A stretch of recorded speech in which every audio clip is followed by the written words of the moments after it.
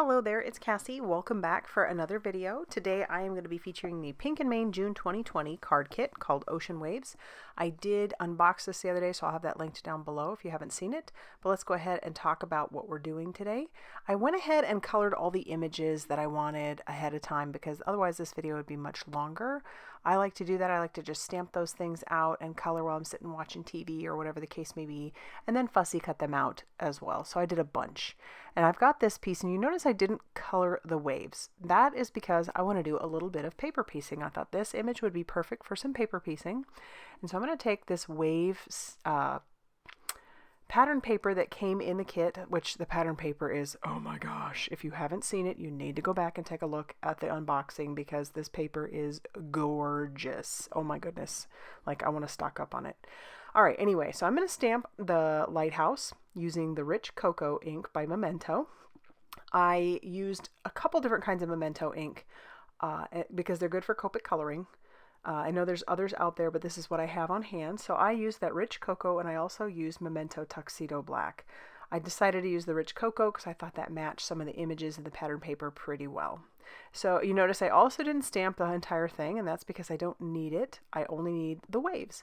So I'm going to go ahead and trim that out, and I'm going to fussy cut around those waves, making sure to leave the brown line behind, trying to be careful of the tips of the waves, and just moving my paper back and forth as I cut. I will have some white lines, and I'll fix that by actually using a Copic.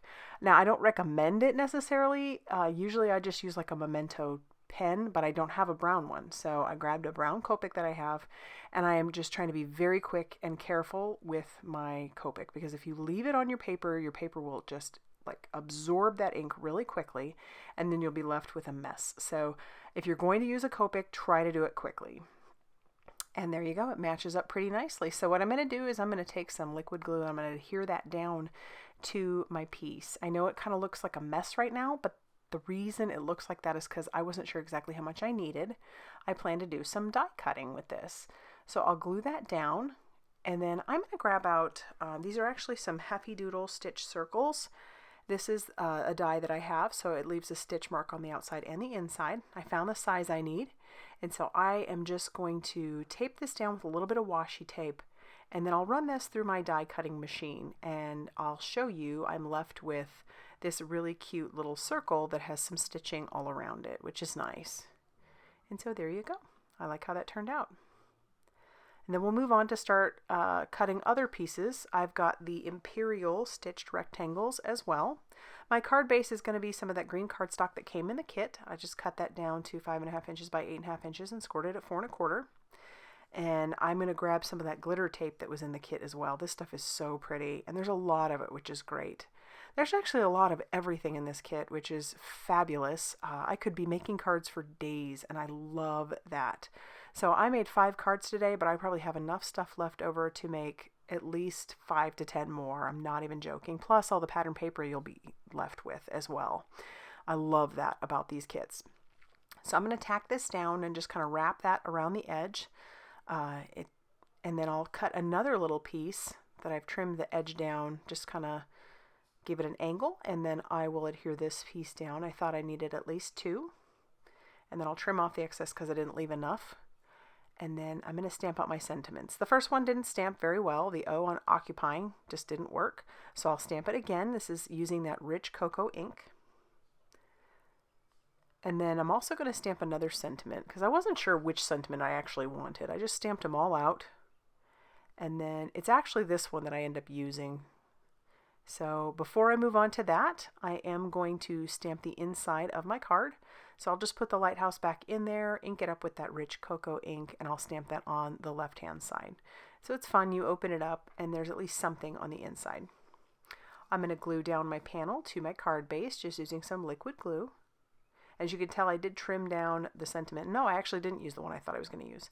I'm using You've Been Occupying My Mind. And I did trim that down. I'm going to put some foam tape on the back of my circle, and I'll peel off all the release paper. I end up putting some foam tape on the back of my sentiment as well, and then I'll just adhere those down to the front. I didn't add any extra embellishments this time, although I could always go back and change that, but I do like how this one turned out. I think it's pretty, and I love those colors. And so that will finish off card number 1. Little paper piecing and a fun little scene.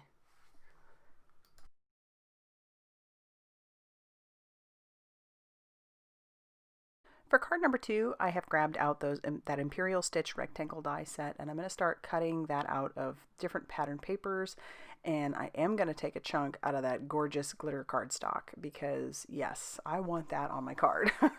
So I'm going to line some of that up there, just tack it down with a little bit of purple tape, and then run that through my die cutting machine, and then I'm going to run it through on the scrap piece, the back of the scrap piece, and then I even ran it through on some white cardstock so that I could stamp my sentiment onto that. And this one is going to say, you've been occupying my mind again. I love that sentiment. It's just too cute, and it of course works great with the octopus. So I'm inking that up with Memento Tuxedo Black. I had to think about which I had stamped that octopus in, so that's what I used. Now I'll start adhering all of my pieces down, and I'm going to do it a little bit crooked because I just think that looks kind of cute. So we're going to do that, and then we'll tack this panel down to our card base, which is some of the cardstock that came in the kit, and I'm just using that Nuvo Deluxe liquid glue. That stuff works great. And then I will kind of decide where I want my sentiment to go, placing my octopus on there to make sure that I have it in a good spot, and then I'll tack down my sentiment. For my octopus, I covered the back of him or her with some foam tape. And so I'll just peel off all that release paper on the foam tape, and I'll take my octopus and stick her down on top as well. And then I decided to embellish this. I was going to use the enamel dots that came in the kit, and I went a little different than I normally do. I decided to grab the various colors. So I grabbed this big light blue one, then I'm going to grab a medium like coral color, and then a small one of the yellow, and then I'll work backwards up at the top, and I'll use a big yellow, a medium light blue, and then a small coral. And then I don't stop there. I actually grab those flat back sequins, the clear ones that came in the kit. I'll put those into my little container here, and then I will put those down with my crystal katana along with some of that same liquid glue. And I love these little containers. They're just wonderful for holding embellishments. And I'll have that little shop, it's an Etsy shop, linked down below. For the inside of my card, I inked up the octopus using some Versamark ink so that I can have a Versamark or a watermark. And this is where, like I said, if I think through, I could have stamped that octopus on the other side like I'd wanted to if I hadn't adhered the front down first. But here we go. There is card number 2. I think that one's a cute one too.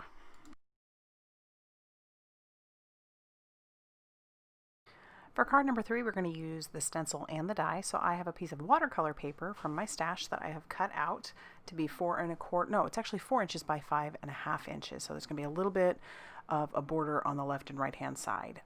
But I have grabbed out my Ergonomic Pink and Mane blending brush, and this thing is fantastic. It gets such beautiful coverage. I think I want to get them for all of my colors, basically. Not all of my colors, but like every color family, because I just love it. It just does such a good job of spreading that color out. And I have shoulder issues, so sometimes when I have to like really blend a lot, it doesn't so much hurt my hand, it hurts my shoulder. But this was so easy. So I grabbed out the Speckled Egg, which is the new Distress Oxide color from Ranger, and I just put that all over that watercolor paper. And now I'm going to heat set this because I was going to try, and I do try, but it just isn't super successful. I do try using some pixie spray on the back of the stencil.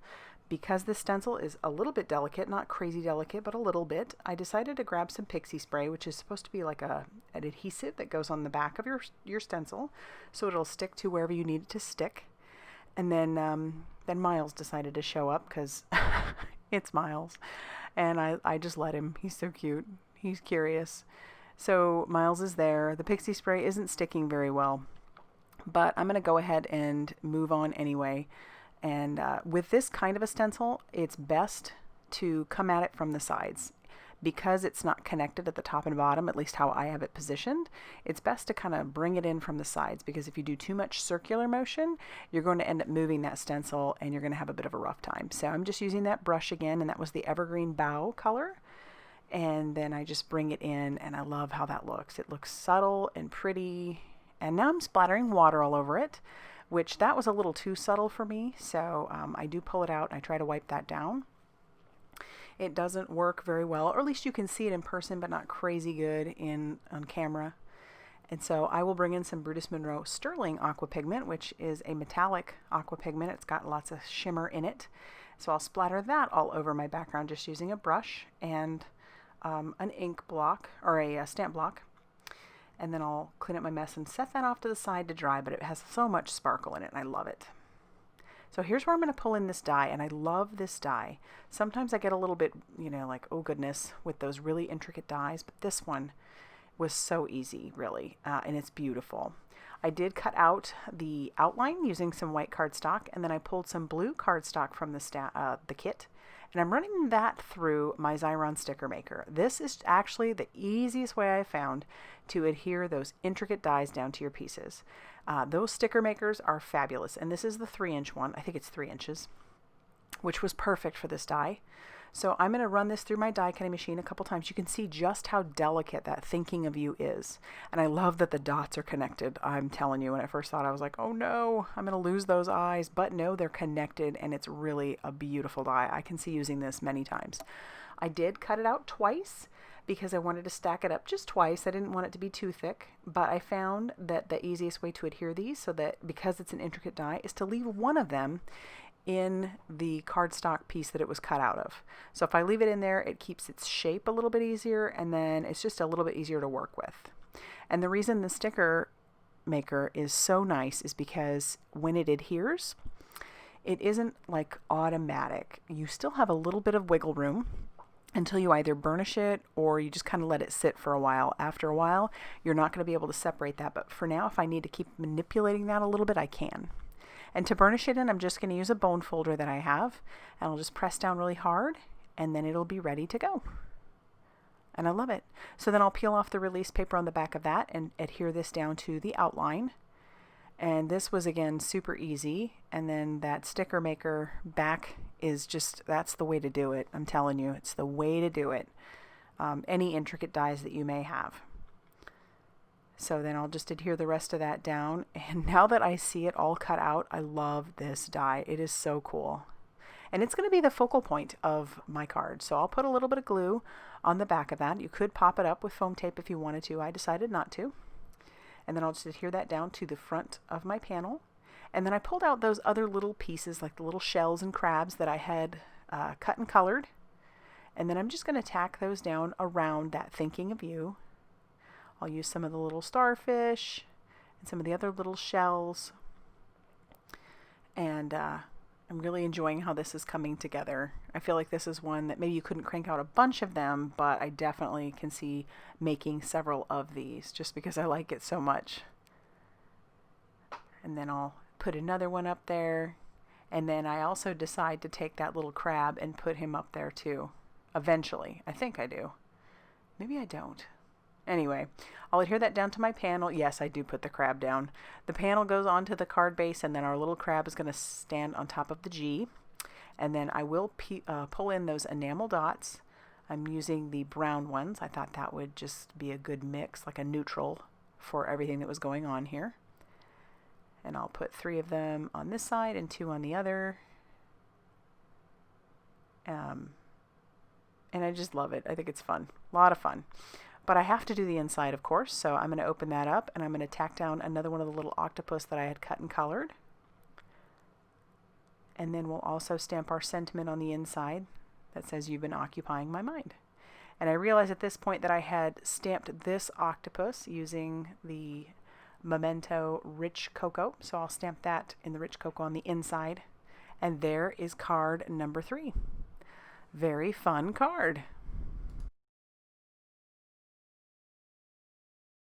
For card number 4, I'm going to take one of my little sailboat scenes, and I'm going to run that through with my Imperial stitched rectangle die. And we're going to keep that pattern paper up on the screen for a second just because I can't get over how beautiful that paper is. Oh my goodness. And I only made 5 cards this time, but if I had had a bunch of time, I would have made so many more. And I'm going to. My plan is to come back and revisit this kit and make lots more. So keep in mind for that. All right, so I did pull out some of the patterns and I'm going to just trim down a little bit off of each one of those. I just want to strip from each of those. And then, I don't know, it's maybe like a little over 1/4 of an inch. Maybe, yeah, maybe a little bit more than 1/4 of an inch. There's no real set measurement. They're not perfect, but I'm just trimming those down. I just picked out patterns that I thought would go nice together and would look well or look good on that basil cardstock that came in the kit that has the textured dots. I love that paper, and I love it when Michelle includes those in the Pink and Main kits because it's just, they're so fun. I mean, oh, they're so fun. So I'm going to just arrange those on the front there, and it's at this point I'm realizing I need more than 4 strips. So I'm going to grab out this polka dot pattern. I use this for, you know, obviously one of the other cards, so I'm going to trim down just a little piece off of that, and then I'll do the exact same thing. I'll just take a little over 1/4 of an inch, and I'll trim that off, and that'll be my 5th piece to go on there. And I think that just really, I'm glad that I did that. It rounded it out pretty nicely. I'll put a little bit of glue on the back of each one, and I'm going to put these on at a diagonal. And then now that one of them is on there, I'm going to put a couple of lines. See, I do that because it just helps me not to put too much glue on that back. Because then if I do, I've got to let that dry before I use my scissors, otherwise my scissors get all gunked up. And so this is just a little trick I do. I just, you know, put a little bit of glue on both sides to make that a little bit easier. And then we'll just go down the line, attaching those little paper strips. Those clouds and that lighthouse just make my heart go pitter patter. I'm just trying to make sure that I have plenty of room for my sentiment. And then I'll just adhere that very last piece down to the front. And then I'm going to actually take this and put this into my guillotine trimmer and trim off all of the excess. You could easily do this with your scissors, but I just figured this would be a little bit easier for me since it was already out. And now I'm going to put this inside of my mini MISTI so that I can stamp my sentiment. Keeping in mind that this cardstock that I have chosen does have a little bit of texture, so this is why I wanted to put it in the MISTI. Just in case it didn't stamp right the first time, I could always stamp it the second time. So I used the Rich Cocoa Memento Memento Rich Cocoa ink. I covered my little scene, the back of it, with some foam tape, and then I peeled off all the release paper, and now I'll just stick that down onto the front of the card. And then I'm going to be extremely liberal with those clear flat back sequins, just using my Crystal Katana and that liquid glue to put those all over the front. I just love those. Those just add to about any card you could. And I did glue down a couple pieces on the inside. So that finishes off card number 4. Card number 5 is going to be a fun fold. If you watched the video from last month's kit, I did this really cool fun fold. It was just, I don't know, it was fun. I saw all the patterns of paper and I wanted to do a fun fold. So we're going to do something a little bit similar, at least in the sense that, you know, it's got an interesting fold to it. So what I've got is some patterned paper. I'm going to line the back of this beautiful dotted pattern paper with some of the brown that came in the kit. I'm doing that so it'll make it a little bit more sturdy, and also so that that other pattern won't show through, even though that's a really cool pattern. I didn't want it to be too busy, so I'll put a little bit of glue behind it and I'll attach that to that brown paper. And then we'll set that off to the side to dry. I had already cut out my octopus paper using that rectangle stitch die that I've been using this entire time. And this is where the fold is going to be. So I'm going to take this piece and I'm going to put it into my score buddy, and I'll just score about, I don't know, maybe a 1/2 inch, because that's the piece that's going to be hanging over our octopus pattern paper. So I'll just make sure that that is good and scored and folded, and we'll move on to our next bit, which would be cutting down some white paper. You're going to want to cut 2 pieces, and you want them to be the exact same. So originally this was a piece that was 4 1/4 by 5.5 inches, and I just cut a chunk down. Don't worry, this will end up getting cut even smaller. Mostly because I thought it was a little too big at first, and then I started making mistakes. But it all works out in the end. As long as those 2 pieces are the exact same size, it's all good. So here I am trimming it down just a little bit more, both of them. And then at this point I'm thinking I want there to be some cohesion with the stitched rectangle that I used on the octopus, so I'm going to do that with the white paper. My mistake is that I lined it up with the edge, the very bottom and the very top. So each of these pieces got their edges lined, or their sides, but it also got the top and the bottom. which is unnecessary. So I'm just tacking this down with a little bit of purple tape so that I can run this through my die cutting machine. And I'm not realizing it at this point that I don't need that stitch at the top. I'm just lining it up. And then, like I said, run it through my die cutting machine. And then once that comes out, I realize I don't need that. So I'm going to trim off that little bit of stitch line again, just making sure that everything is the same size. So it doesn't matter as long as they're the same size. And then we'll start actually attaching pieces. So now is where I want to attach my folded patterned piece. But I'm going to trim this down first. I just want it to have a bit of an angled cut at the bottom, just for interest. And then we'll take our liquid glue. You could use whatever strong adhesive you want. I just found that this liquid glue is a nice strong adhesive. Score tape would work well too. And then I'm going to go ahead and attach this to another piece of brown cardstock that I have cut down to 4 1/4 by 5.5 inches. And that's for a couple reasons. One, to cover up the fold over of the coral patterned paper, and also so that I don't have a pattern showing on the back. Because sometimes it's fun to stamp out, you know, your signature line basically, or you could even add an extra note to the back if you don't have enough room on the front. And so here I will attach one of the white pieces to the inside. This is the easiest way to do it. You'd want to attach this piece first. So I'll attach that to the inside. And then I'm going to line up the white piece inside of my mini Misty to stamp out my sentiment. I just love that. You've been occupying my mind. I'll stamp it a couple times. And then this is the piece that's going to go on the outside. And so I'll line that up and I'll use my glue and just put some of that down on the front there over my folded piece, and I'll stick this down. So that way, when I have that fold going, you can write to your recipient in that area underneath. I've covered my octopus, the back of him, with some foam tape, and I'll peel off all that release tape or release paper, stick the octopus down, and then I'm going to grab those enamel dots again and I'll adhere those down to the front. I decided to use the yellow because the little yellow centers from the flowers it just made those pop a little bit more. So I'm just grabbing a bunch of those. And I mean, this is my 5th card, but look at how much of that I have left. I didn't even touch the ribbon yet, which is a shame, and I have so much patterned paper left. I'm serious when I say I really do want to revisit this kit. But there is card number 5. I love that. Might be my favorite, and I'll have to do those again because I just think that is so cool. All right, so let's go ahead and take a look at all 5 of the cards I made today. I would love to know which one was your favorite if you did in fact have one. Go ahead and list that in the comment section down below. That's probably my favorite part of doing these kits, is hearing which ones you guys like best, because it kind of gives me a train of thought of where to go for the next kits. So yeah, but I love this kit. Love it.